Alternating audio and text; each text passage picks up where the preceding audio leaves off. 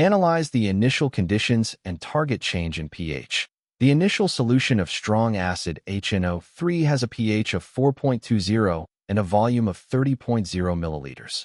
Distilled water is added to dilute the solution until the final pH reaches 5.20. The overall change in pH is delta pH equals 5.20.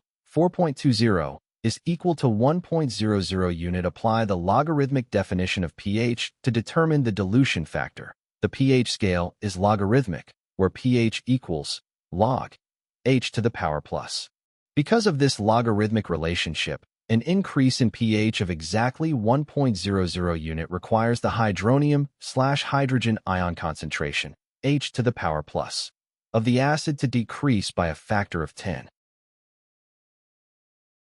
Calculate the final total volume of the solution, VF. Since HNO3 is a strong acid that dissociates completely in water, decreasing its h to the power plus concentration by a factor of 10 requires diluting the entire solution to 10 times its original volume.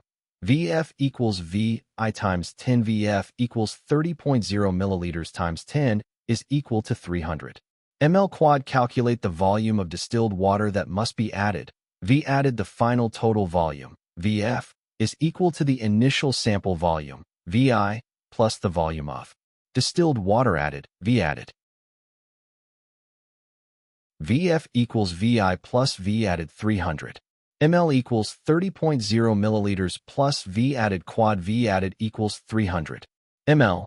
30.0 milliliters equals 270 ml quad. This calculation shows that adding approximately 270 ml of distilled water achieves the required dilution, which directly corresponds to option C.